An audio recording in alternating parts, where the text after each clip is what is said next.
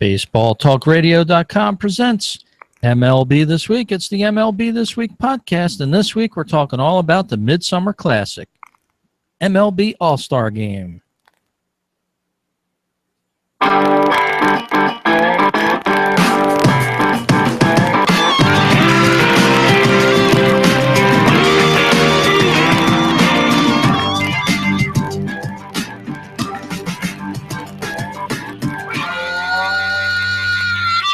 And hello, everyone, and welcome to this edition of MLB This Week. We're talking all about the All-Star Game this week on the show. My name is Rich. And I'm Gary. Hello, Mr. Gary Mack. And can you believe it? The All-Star Game is already here. Wow, Rich. And halfway through the season, I can hardly believe it. It's just going by so fast. Like you said, unbelievable. 83, 84 games we're in already to the season. And as you say, the All-Star break is coming up, and that's the traditional halfway point, even though they'll be past the actual mathematical number. But, yeah, Rich, it's coming fast, and time to really start buckling down and check out these pennant races. And a couple of pitchers that we'll probably see in that All-Star game going against one another tonight as we're doing the podcast. Noah Syndergaard versus Mr. Steven Strasburg at Citi Field. I bet you that's a hot ticket up there in New York tonight. It certainly is, and wouldn't you know it, they had a slight rain delay, so they haven't started that game yet. 7:45, I think they're going to start, and yeah, that's going to be quite a matchup, though. Strasburg will not be in the All-Star game now. From what I understand, Scherzer is going to take his place, so he'll be he's out of it now. That's one of those funny things about the All-Star game. You have to keep watching the wire day to day because some of these guys are either coming up lame towards the All-Star break. They want to take an extra break, or for some other reason they're getting a substitute for them. So yeah, watch your listings, check your All-Stars as a day by day leading up to the All-Star game. And what a great time of year it is. I know I've been saying that all year, especially at the start of the year, but now it's sort of when those races start to get more amplified. We start looking at the standings a little bit longer and checking out where your favorite teams are. And it just seemed a little while ago that the Cubbies sort of were running away with the division there in the Central. They had almost 50 wins, seemed like a couple weeks ago. Now some other teams have caught up with them rather well. Yes, Rich. St. Louis and the Pittsburgh Pirates, who've been red hot as of late, are above 500 now, and only 8.5 games back. Still a nice lead. A nice cushion for the Cubbies, but all of a sudden they're beatable. It's 3-7 in their last 10. Of course, the Mets swept them 4 in a row here in New York, so they're showing some vulnerability as we get into the summer months and the heat starts pounding down and the dog days of summer. So that's going to be interesting to see whether St. Louis and Pittsburgh can get back into this division race. Yeah, and like you said, the Cardinals are catching up now. Over in the NL East, it's still the Washington Nationals leading the way. That, as you said, though, the Mets are crawling back into this race rather well. Only 3 games back now. Quite well in their last 10, 7-3. The Miami Marlins lurking in the background as well. 3 games over 500 and 6 games back for them. So yeah, it's still a race in most of these divisions, and it seems like a lot of these other teams have caught up all of a sudden. Yeah, all of a sudden a big spurt. As you said, the Mets were dead in the water about 10 days ago. We thought the season was over, 6 games out. They had just been swept by the Nationals, and they come home to face the Cubs, and lo and behold, they found the offense. They sweep the Cubs. They beat the Nationals last night in a thriller. I mean, that was just, I thought the home run derby started early, the way they were hitting them. 8 home runs between the two teams in last night's game, the Mets and the Nationals. And the Mets now are 3 out. The Mets took 2 out of 3 against Miami this past week as well. So Miami got pushed back a little bit. They're now 6 out of first place with Washington, but and your Phillies starting to win a little bit again. They found a little bit of spark there for a few weeks. Yeah, one of the hottest teams in baseball in the last 10 games. They're 8-2. They've put a whipping on a few teams, crawling back to respectability. I don't know if you could call them in the race at this point. They're 7 games back, 7 games under 500, and 11 games away from first. But yeah, just the respectability there for the Phillies, trying to get back to 500. And who knows, maybe in the second half do equally as well. But looking out at the West, Gary, it's the San Francisco Giants in that even year again, putting a little distance on the LA Dodgers now. The Dodgers 6.5 games back from them, and an incredible 14 games back is the Colorado Rockies. And where did they come from? All of a sudden, they were hanging around second, and all of a sudden now, a big spurt, and they've got some team there, and now they've got a cushion, Rich. And, you know, we've said from the beginning that even, they're going to be tough to beat, that team. Yes, they will be. And, of course, overseas, we have a lot of listeners to this show and a lot of baseball fans in general. So we want to wave a hand to them and thank them for listening to this show. MLB This Week, your independent weekly podcast all about baseball. And we want to invite those listeners as well to some round-the-clock baseball talk over at baseballtalkradio.com. It's the home of great baseball radio shows. Over 30 shows now streaming 24 hours a day, 7 days a week. You can hear the station on TuneIn. You can just search baseballpodcasts.net. That's where you'll find the station. You can listen to it wherever you are listening to this podcast, anywhere in the world. So give it a listen. Gary has a couple of shows on there, his Mets Musings, also his Brooklyn Cyclones, which have started up again. And Gary, you had a couple neat guests on in the past week. Yeah, I did. Last week I had a gentleman by the name of Chris Jones was on with the Cyclones Fevercast, and he's the play-by-play guy for the Connecticut Tigers in the New York Penn League. And last night I had a really interesting guest. I had Josh Carey, who is the grandson of Harry Carey and the son of Skip Carey, the former Braves announcer. And he is the voice of the Hudson Valley Renegades of the New York Penn League. So I had fun talking to him last night about his career and a little bit about his father and his grandfather, the legendary Harry Carey. So I hope everybody will take a listen over at baseballtalkradio.com. Yeah, and I'm going to have to step up my game trying to keep up with those guys in your company, Gary. You're having all these great co-hosts on with you every week there. Excellent job. Thank you so much. Well, over in the American League, the Baltimore Orioles are slowly holding on to their lead there. The Toronto Blue Jays charging up on them all of a sudden. Just 2 games back now are the Toronto Blue Jays. And the Boston Red Sox have reawakened out there in the AL East. Just 3 games off the pace now, and they've really come from a long way out there. Yes, Rich. They're all crunched in there, you know. So that's going to be a nice race. Yankees are a game below 500, but they're only 7.5 out. I mean, I always say you like to be a handful out, 5, maybe 6 at the most at the break. But 7.5's not real awful either. So even they have a chance. Tampa Bay is 15.5 out. They're pretty well done, I guess, for the season. They're going to probably be selling whatever assets that they have. So, but interesting race there. And in the Central, Cleveland continues to hang on to that top spot. Yeah, one of the surprises of the year. I think we're going to have to see Terry Francona get Manager of the Year there if they keep this pace up. They're plus 78 on the run differential, so they're really getting the job done on the field. 51-34 as we're doing the podcast here, leading up on the weekend before the All-Star game.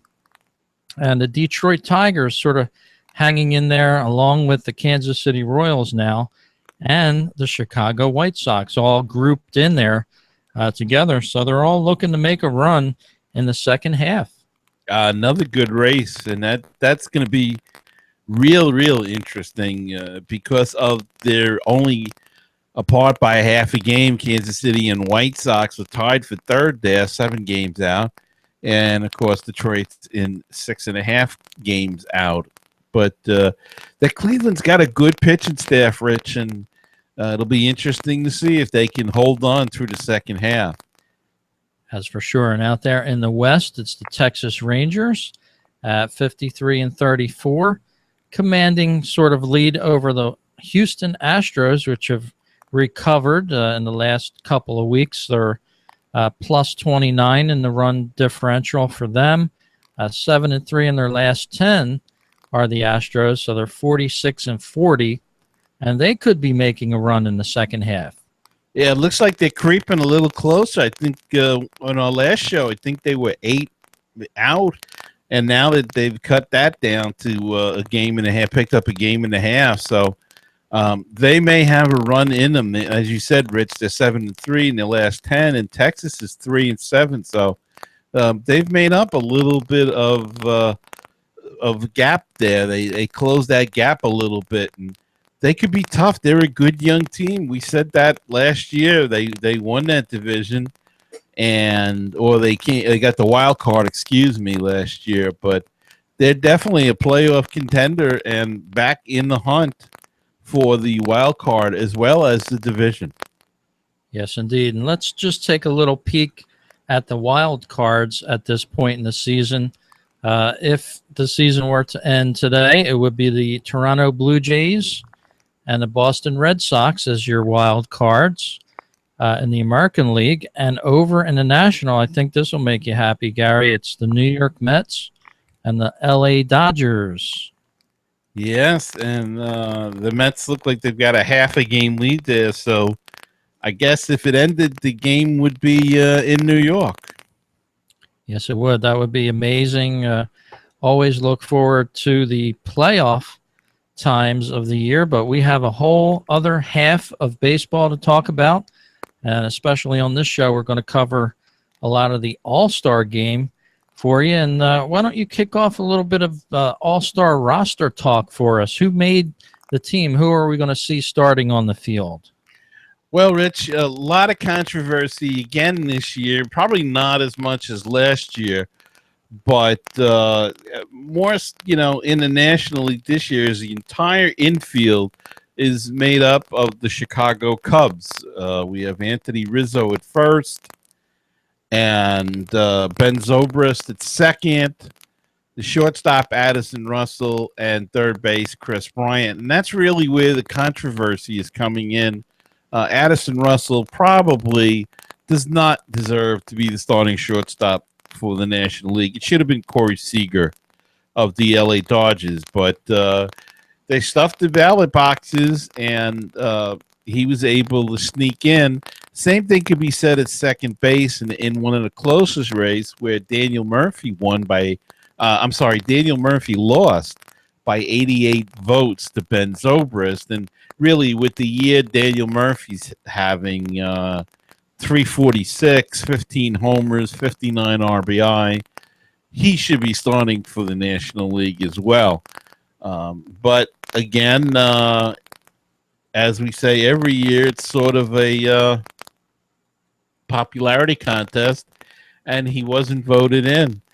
But we have Yoenis Cespedes, Dexter Fowler, and Bryce Harper as the outfielders in this. And they can't really complain too much about that, though. Fowler is hurt now, or he sat out the series with the Mets, so don't know whether he will make the game. But, of course, Harper and Cespedes having big years as well.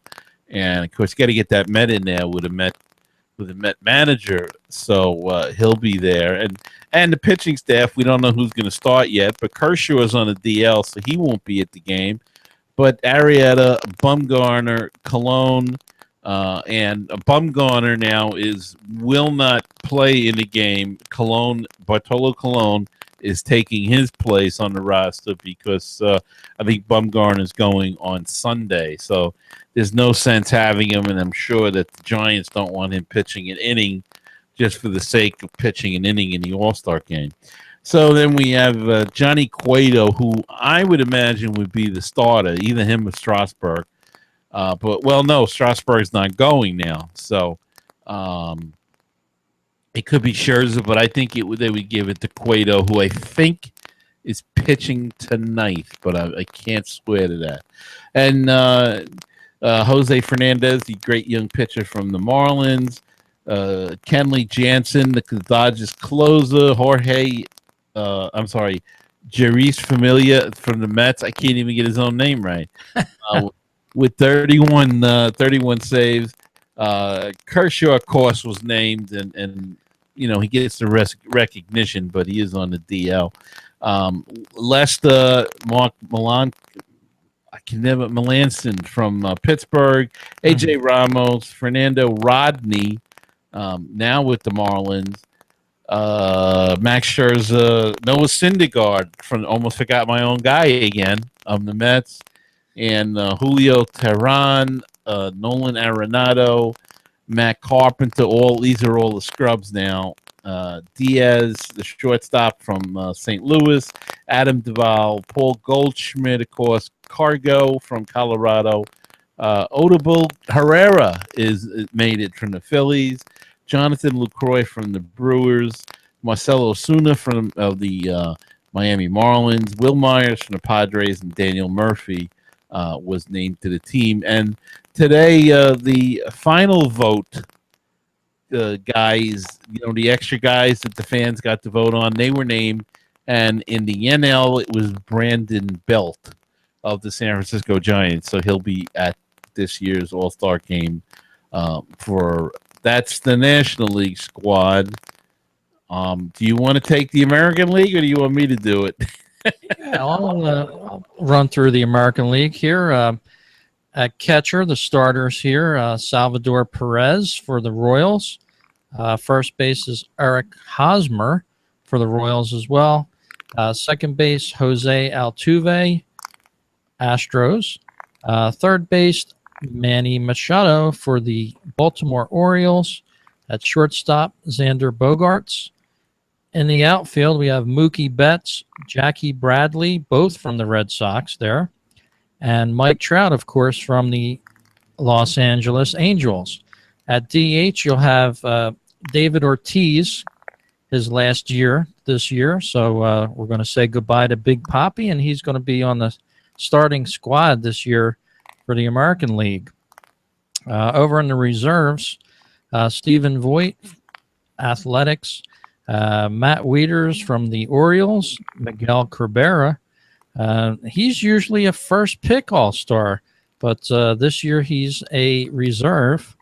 Robinson Cano for the Mariners, and I usually mispronounce his name, so tonight I got it right. Josh Donaldson for the Blue Jays and the reserves. Not a bad crew of reserves there, Gary. Not at all, Rich. Not at all. Francisco Lindor for the Cleveland Indians. Eduardo Nunez for the Twins. Carlos Beltran for the Yankees. And Ian Desmond for the Rangers. Mark Trumbo for the Baltimore Orioles. And Edwin Encarnacion is your reserve designated hitter from the Blue Jays. So nice, well-rounded lineup there for the American League. Not a bad powerhouse group that is.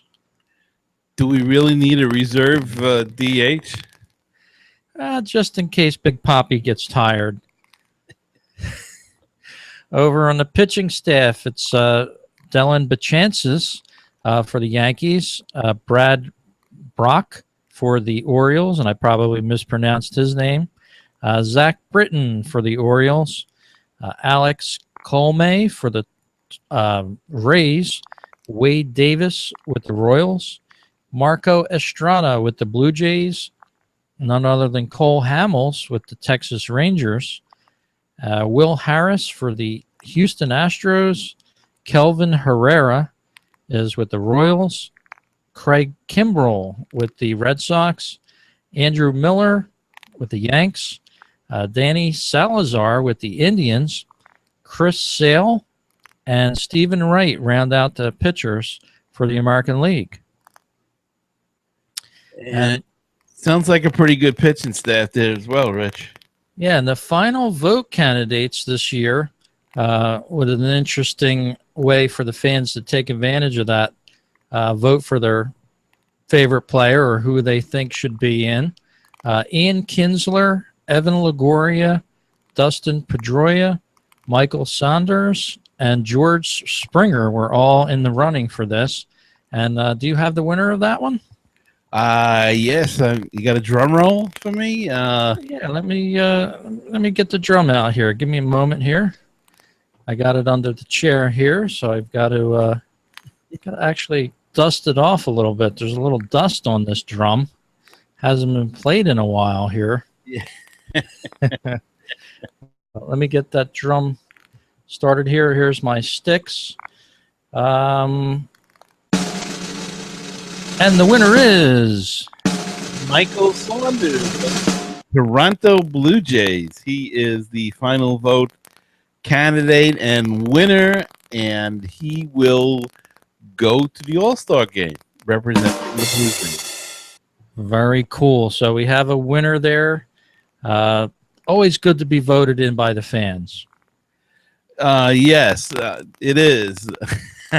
Though I think baseball really has to look at this whole system and try to figure it out. Not too much. Last year, the controversy was in the American League with the Royals getting all those guys in, and this year it's in the National League with the Cubs getting all those guys in, and who really deserves it. And there's really, you can make a case for Zobrist, as I said earlier, but the Addison Russell really doesn't belong there. Probably the guy from St. Louis, the kid, the young guy, yeah, he probably deserves it more. But it's the way it goes. Yes, it does. Popular vote is the winner in that. So, as you said, there's not always a perfect way to do that. Maybe the Cubby that was elected to that, Addison Russell, didn't necessarily deserve to go, but they went out en masse and voted for him. He's 23rd on a list in batting average with shortstops, so he's not one of your top guys in that respect. Let's check him out here with the RBIs even here. If we can get a list and see where he is. Not terribly high on that either. So, yeah, I think a lot of the times it's more of a popularity contest with especially fans with a team that are doing well. You always see that throughout the years. A team that is doing well, their fans are going to pull together and bring out the vote for these guys. And, if that's the way they want to do it, then that's fine. But to have to say that whether to call it an all-star game or I guess it is. It's all different stars. So, but if they're gonna leave it that way, then it's fine, I guess. But it's just a little disheartening when you see the whole team a whole infield, I should say, from one team get in there. It's just when you know that there are other people that are more deserving. Yeah, and that's been the way it has been the last several years since they went to the computerized voting especially. So, yeah, we'll have to see what happens in this. Anyway, we're going to see a great game on Tuesday night for the All-Star Game. It's going to be the 87th edition of the All-Star Game, of course, held in Petco Park in San Diego, and that's a nice spot for this game. It's going to probably be perfect weather out there in San Diego, and a little history behind the All-Star Game. did you know that no official MLB All-Star game was held in 1945, including the official selection of players due to World War II travel restrictions? So, yeah, this game has a lot of history. The second All-Star game was held July 6th, 1933, as part of the World's Fair in Chicago at Comiskey Park. It was initiated by Arch Ward, then a sports editor in the Chicago Tribune. Initially intended to be a one-time event, the great success resulted in making the All-Star Game an annual one. So sometimes these ideas come to people and they do something like they did with a game the other night in a military base. And then all of a sudden, like this, it turned into an annual event there from the World's Fair in 1933 in Chicago. Pretty amazing how these things come about. You would think, as far as we know, it's been going on forever, but really only started in 32, and very interesting. A lot of history behind it. A lot of great plays. You know, the Carl Hubble striking out, I'm going to get it wrong, Ruth Garrick, and I think Fox in one inning. And, of course, the DeGrom last year striking out, don't even ask me who, but used like 10 pitches or something to strike out the side to tie an all-star record. The collision, Pete Rose and Ray Fosse.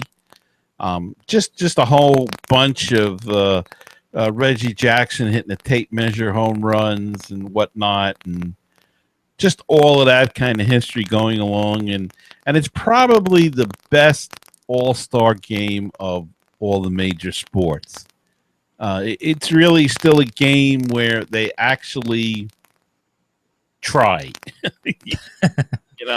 And now it actually means something, too, with the winner Yes. getting the home field advantage for the World Series. Of course, just a few years ago, that wasn't even in place. And I think since they've did this, certainly added a little bit more pizzazz to this game.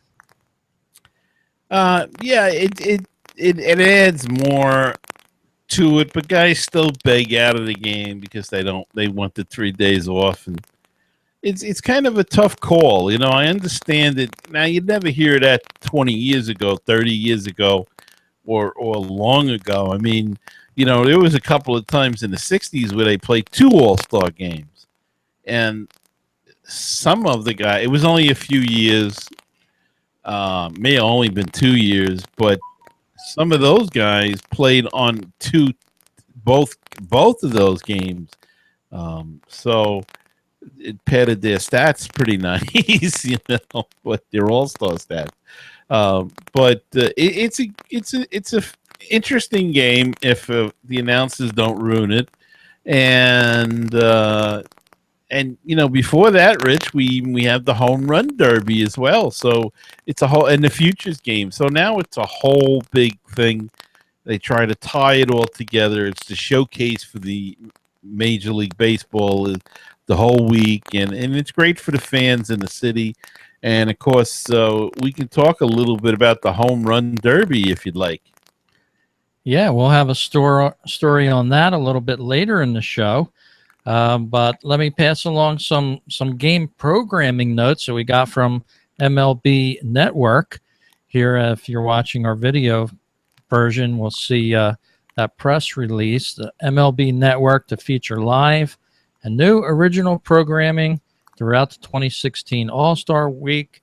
More than 13 hours of live coverage of the 2016 All-Star Game presented by MasterCard at Petco Park in San Diego.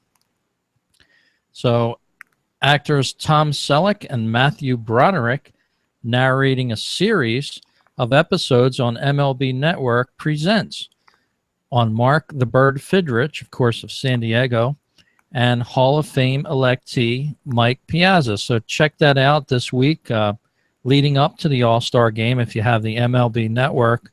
Always some great programs there. And let's see, on Sunday at 7 p.m., you're going to be able to see the Sirius XM All-Star Futures Game on the MLB Network, starting at 7 p.m. So check that out. And, of course, Monday, all kinds of all-star batting at 6 p.m. MLB Tonight, they're going to feature some batting practice there. And then, of course, they will have some post-home run derby talk after the home run derby on Monday night. So, of course, plenty of great programming. Christopher Russo with a high heat talk show at 3 p.m. on Tuesday, July 12th. You can check that out. And then right after the All-Star game, Gary, you got the AAA All-Star game the next night at 7 p.m., again on the MLB Network. So check it all out. It's going to be a great couple of days for baseball fans. It certainly is. The AAA game ought to be very interesting. You know me, I like the minor league games, and so I'll have to check that out as well, Rich. Yes, indeed. So a lot of great things happening with the All-Star game. Always a great time of year, seeing all those big name stars getting together, and Big Poppy for his last All-Star game appearance. Some of these guys starting to get a little bit older now, some of the All-Stars that we remember. And looking back to last year, 2015, the MVP was Mike Trout for the Los Angeles Angels of Anaheim there at Great American Ballpark in Cincinnati. The AL won that game 6-3, and they have a 3-game winning streak going there. They've won the last 3 years, Gary. Well, yes. We're National Leaguers, so it's kind of painful to see them beat them all the time, but they do well in these kind of things, but that's all right. And, of course, Mike Trout going for an unprecedented third time in a row now for MVP. He won that in 2015.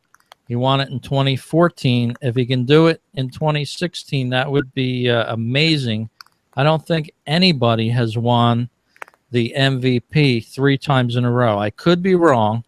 But I'm looking through some of the winners here, and I don't see from year to year too many people even going back to back. So Mr. Trout wins it this year, Gary, you're going to have a record that's going to be very hard to beat.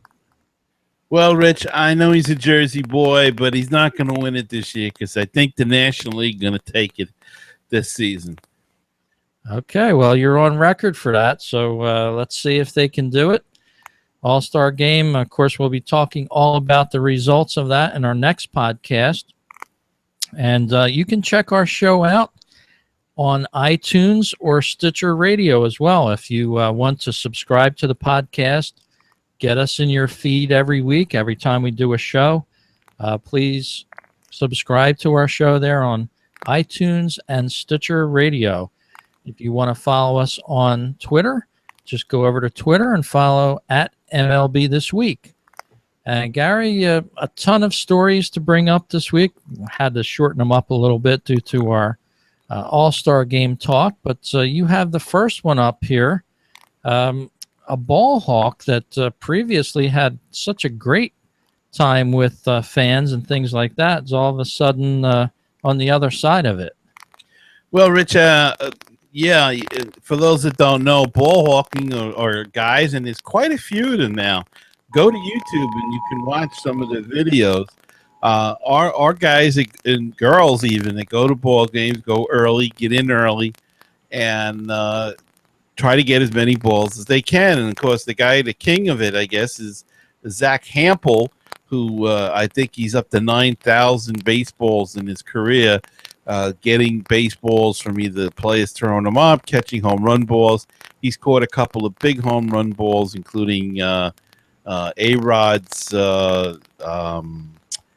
600th, I think it was, home run ball. And, well, he gets into all the events, and he made his presence known at Sunday night's Major League Baseball game in Fort Bragg, which was meant for military personnel, and people were not happy. He somehow got in He says that it was a friend of his in the military that had an extra seat, was going to take his girlfriend. The girlfriend didn't want to go, so he offered him the ticket.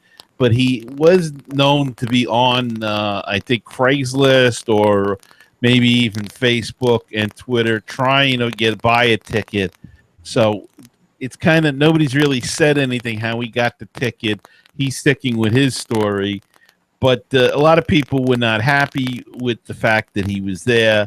The 82nd Airborne Division said, delete your account. That's pretty ominous, just saying it that way. Of course, the contest between the Marlins and Braves is the first regular season major pro sports game played on a military base. Tickets were awarded only through a lottery system to active members of the military with the U.S. Department of Defense identification. As we know, the government's all corrupt and crooked anyway, so God knows how many other people were there that they sold tickets to. But anyway, even the Marlins man chimed in. He didn't make it because he said, Zach, that game is closed to non-Department of Defense employees and their families. Give any balls you have to kids and leave now. Social media at large did its part. And they were totally getting against Hampel. He took a lot of fire, a lot of heat. He closed the night himself by saying on Twitter that he was going to make a donation, and he caught many balls. As according to his Twitter account, I got 11 balls today. I gave 10 away. As promised, I will be writing an $1,100 check to amvets.org. Please, everyone, calm down. I don't know where to go with this. If he got the ticket from somebody that got the ticket legitimately, I don't have a problem with it. If he made the donation, I don't have a problem with it.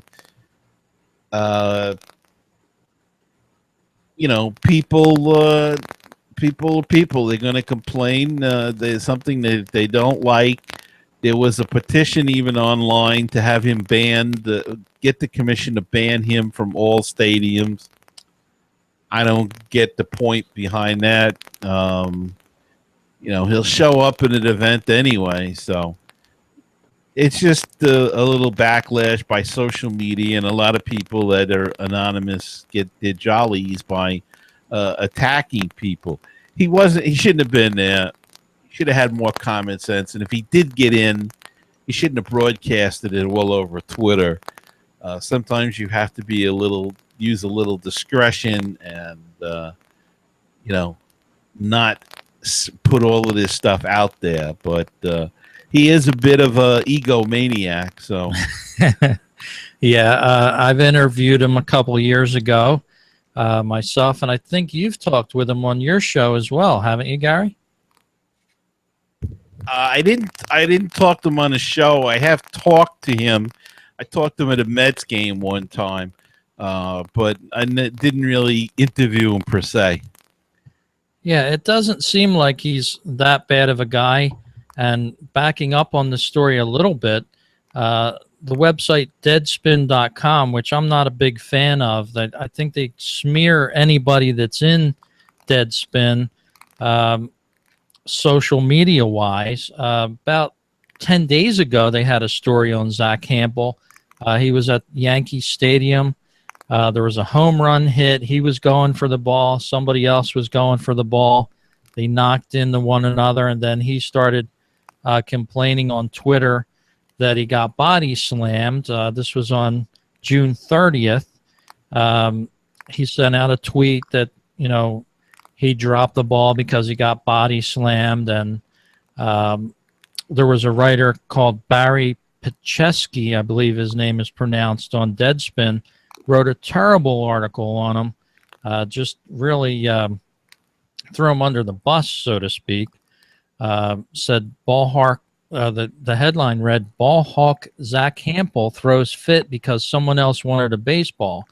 Well, it got 145,000 views, which I think a lot of that stuff is sensational that ends up on Deadspin anyway, but it attracts readers, And that led to a Twitter backlash against Hampel on that night. So you're starting off 10 days ago with a negative smear campaign against you, and then you're going to show up at Fort Bragg to watch that game and tweet out when you've got thousands of people already, quote unquote, out to get you for no reason.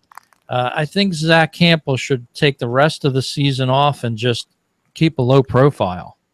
Yeah, just keep a low profile. Just go to a game.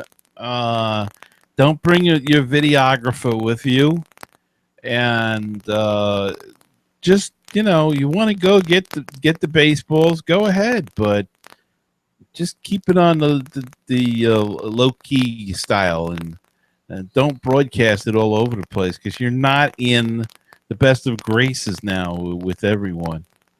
Exactly, and I think he's more of a baseball fan in general, not necessarily somebody that's out to do bad to anyone, but for some reason he's getting cast in a bad light now, and it's just, over the years, of course, he caught several high-profile baseball home runs. We've heard his name before come up, but not with the bombasticness, so to speak, of what we've heard recently. So I hope everything works out well with Zach Hampel, and please lay low, Zach. Yeah, and folks, it's just a sport. It's just a game, and the guy likes collecting baseballs. He watch his videos on YouTube. He gives a ton of them away to kids that don't have a ball. Maybe he'll keep one, if it's got some significance to it. And I'm sure they always have some kind of stamp or inaugural ball, some kind of indication on it that it's in a special event. And he probably wanted one of those, and that's why he went to the game. But there's a lot more other crazy stuff going on in the world. Yeah, and he seems like a guy that's giving to charity. He's always given to charity. All of his collection of baseballs has a link to charity.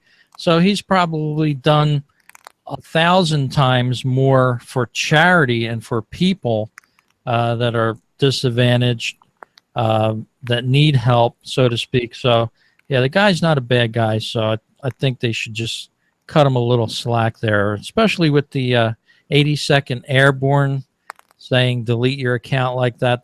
That's a little extreme, I think. Right, I agree. And Rich, you said it before, he's a baseball fan, and he does stay for all the games. I've watched somebody, don't ask me why, but I've watched some of these other ball hawkers. There's a couple of guys that have put out videos all the time on YouTube, and I just find it fascinating how they move around these stadiums. And first off, I don't know how they get in that early ahead of other people, but the certain stadiums, I guess. This is one guy I'm watching. One day he's in Cleveland, the next day he's in Atlanta for 3 days, and then he's back in Cleveland, and he lives in Pittsburgh. He's in Pittsburgh, and then he's in Washington, and I'm like, hey, how does this guy do it?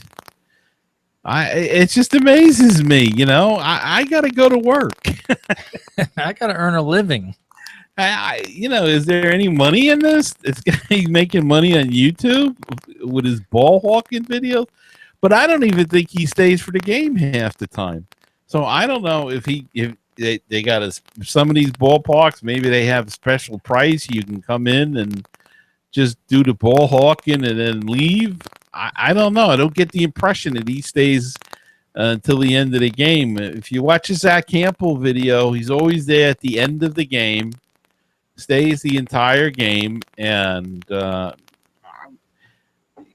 just lay low, Zach. Yes, indeed. Well, we'll see. Maybe he'll turn up at the All-Star game for all we know. The adventures of Zach Campbell there, and of course he does have a couple books out on baseball. Maybe we can get him on a future show talking with us, and maybe he can explain his side. I think our listeners would benefit from hearing from him, because he's quite a smart guy. He's not just somebody chasing around the world chasing baseballs. He does have a good, very good side to him. Yeah, I agree, Rich. And Rich, we talk about all kinds of baseball here, and you've got a story about some valuable teams in the minor leagues. Yes, I do. We've all often heard how much the Major League Baseball clubs are worth, and I had to take a double take at this with the MLB New York Yankees being the highest worth team in the country.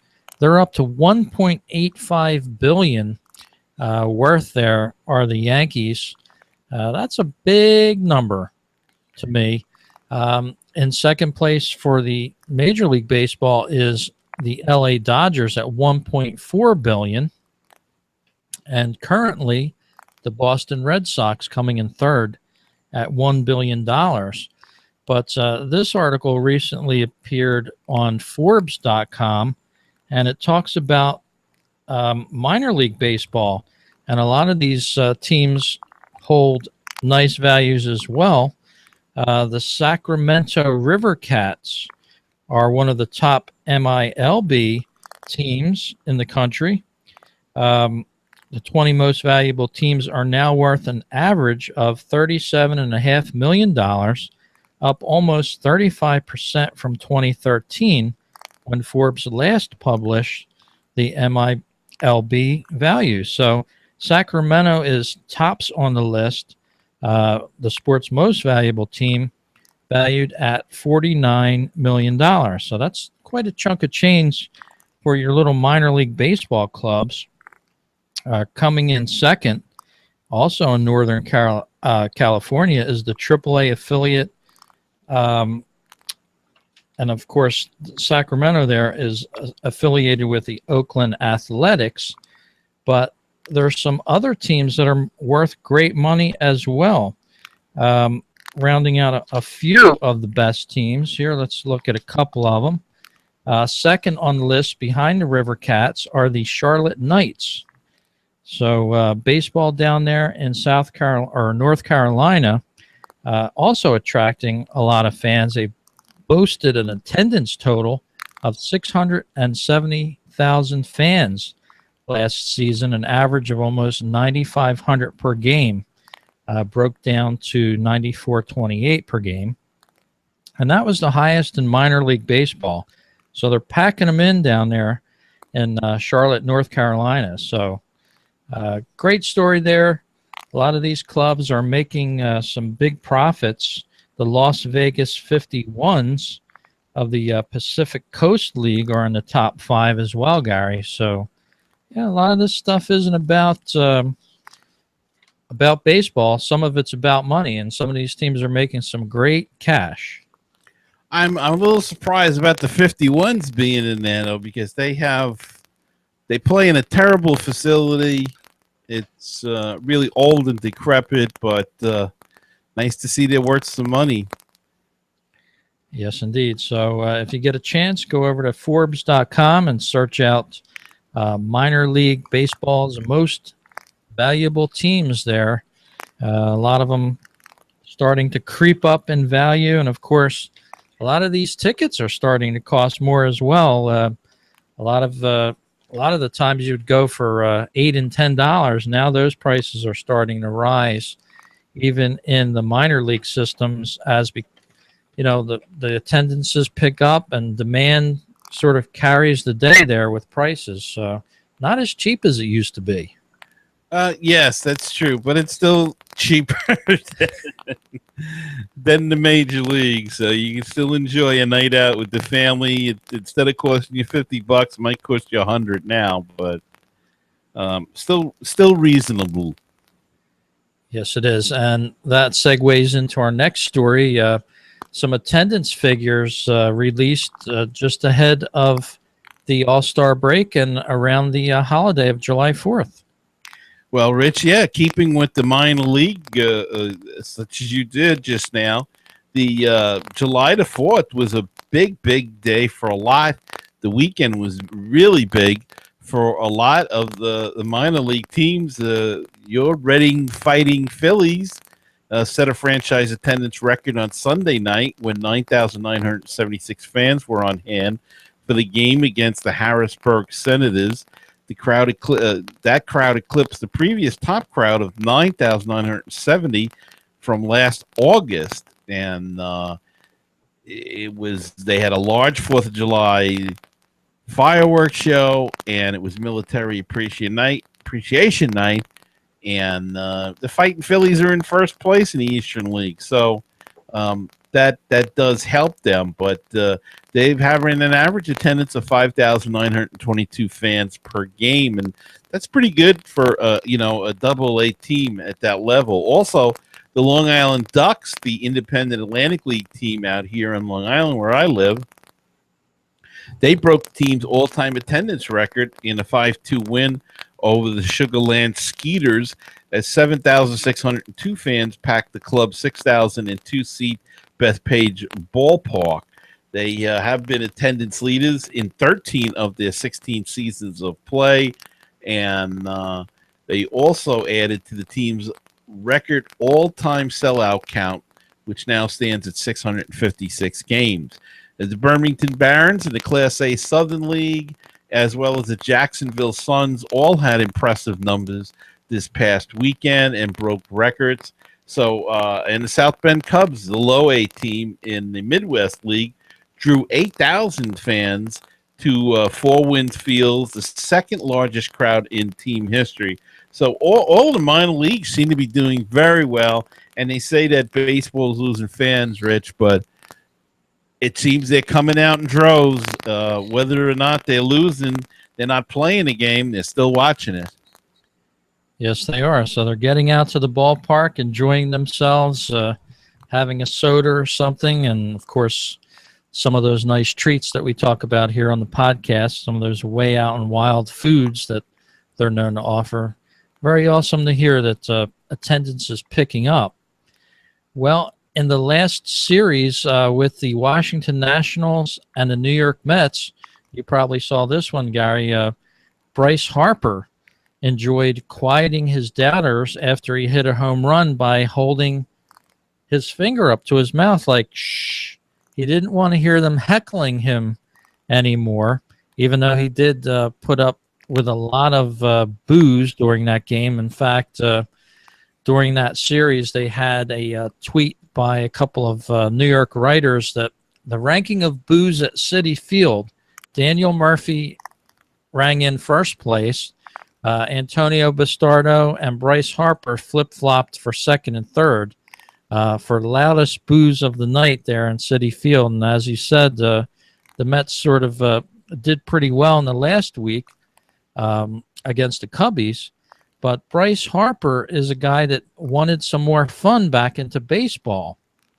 And it was recently announced that he would not partake in the home run derby. And just yesterday, they had an opinion and analysis done in the Washington Times newspaper about why Harper doesn't want to participate in the home run derby. Of course, he's been known to say that we need to make baseball more fun like it used to be, in reference to having batters flip their bats and things like that. But Harper's response about why he didn't want to join the home run derby is, quote, "I just don't want to, plain and simple," Harper told reporters this past Tuesday. "I just really don't want to do it. I just enjoy my time, sit on the side, and watch it a little bit." So does that sound like a guy that's trying to make baseball fun again? I I don't have a problem with that. He wants to watch it. He doesn't want to participate. He can still make it fun. He doesn't want to be in it. What can I say? Yeah, and he's probably like a lot of people that watch that. I can take about 15 minutes of the home run derby myself, and then I have to change the channel or do something else. I just cannot watch that for more than 15 to 20 minutes. It just doesn't hold my interest. It's too long still, though they've shortened it a little bit, and the format isn't always the most interesting. So it's yeah, I agree. I have to change the channel as well, and but the players are in and out of the dugouts too. They're on TV, they're not on TV, and I guess if you're in it, you got to sit there the whole time, and maybe he just doesn't want to do that.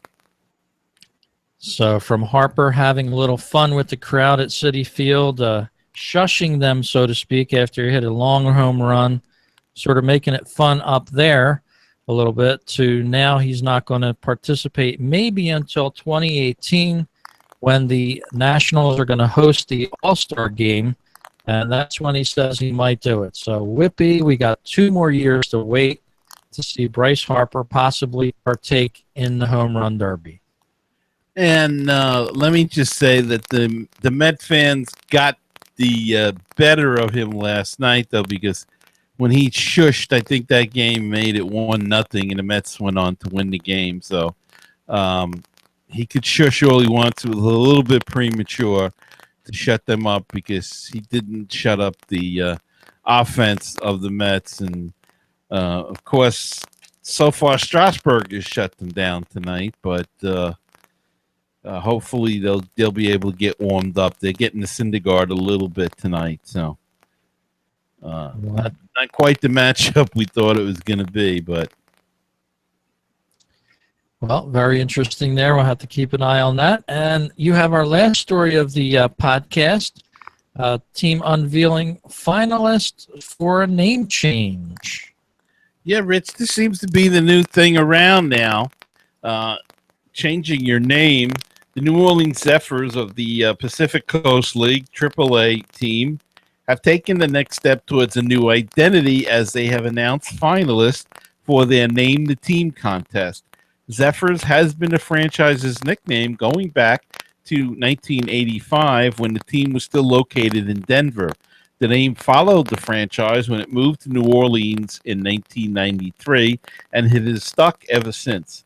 At the time the contest was announced, the Zephyrs made it clear that the new name was intended to better reflect the city. The finalists follow that objective. In alphabetical order, the 7 finalists with descriptions from the Zephyrs are the New Orleans Baby Cakes, a tribute to the Mardi Gras king cakes where small plastic babies are sought after. The baby cake celebrates a unique Louisiana tradition.